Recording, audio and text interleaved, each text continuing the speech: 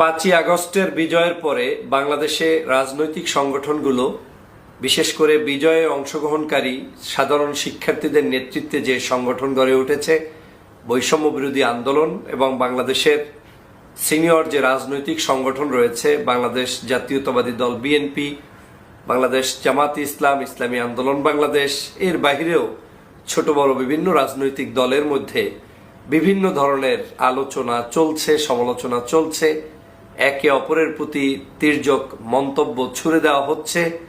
সর্বশেষ মন্তব্যটি গতকালকের আমরা দেখতে পেলাম। গতকালকের বাংলাদেশের সরকারের বর্তমান সরকারের দুজন উপদেষ্টা, তরুণ উপদেষ্টা, যারা আমাদের সকলের এই ছাত্র সমাজের নেতৃত্ব দিয়ে 5ই আগস্টের সেই বিপ্লবকে ত্বরান্বিত করতে নেতৃত্ব দিয়েছেন, নাহিদ ইসলাম, আসিফ মাহমুদ ভুইয়া, এই ভাইদের বক্তব্য গতকালকে এসেছে, বিএনপির মহাসচিবের বক্তব্য এসেছে। বাংলাদেশের সাম্প্রতিক সময়ে এই বক্তব্যগুলো আমাদের কি ক্ষতি করছে, কি উপকার করছে এবং এই বক্তব্যগুলোর মধ্য দিয়ে আলটিমেটলি কারা উপকৃত হচ্ছে সে বিষয়ে আজকে কথা বলার চেষ্টা করছি। প্রথমত হচ্ছে আমাদেরকে মনে রাখতে হবে যে বিজয়টা আমরা অর্জন করেছি মাত্র কয়েক মাস আগে।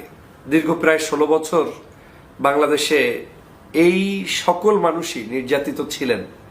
বিএনপি নির্যাতিত ছিল, জামাত নির্যাতিত ছিল, এই সাধারণ শিক্ষার্থীরা নির্যাতিত ছিল, সবচেয়ে বেশি নির্যাতিত ছিল রাজনৈতিক সংগঠনের নেতাকর্মীরা। কিন্তু রাজনৈতিক নেতাকর্মীরা বাস্তবিক অর্থে নির্যাতিত থাকলেও ফলপ্রসূ কোনো রেজাল্ট নিয়ে আসতে পারে নাই 5 তারিখের আগ পর্যন্ত।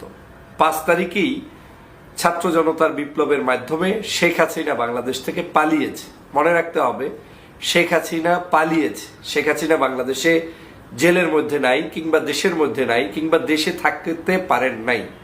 তার মানে বিপ্লবটা এত বড় চেতনার, এত বড় স্পিরিট নিয়ে হয়েছে যে তাকে শেষ পর্যন্ত পালাতে হয়েছে।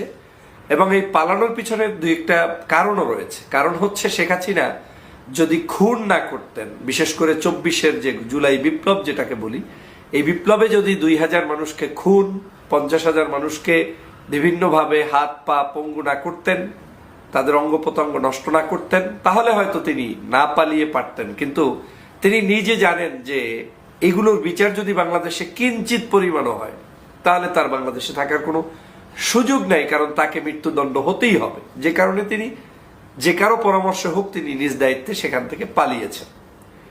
তো আজকের আমরা এক জায়গায় এসে দাঁড়িয়েছি যেটা কঠিন একটা সময়ে।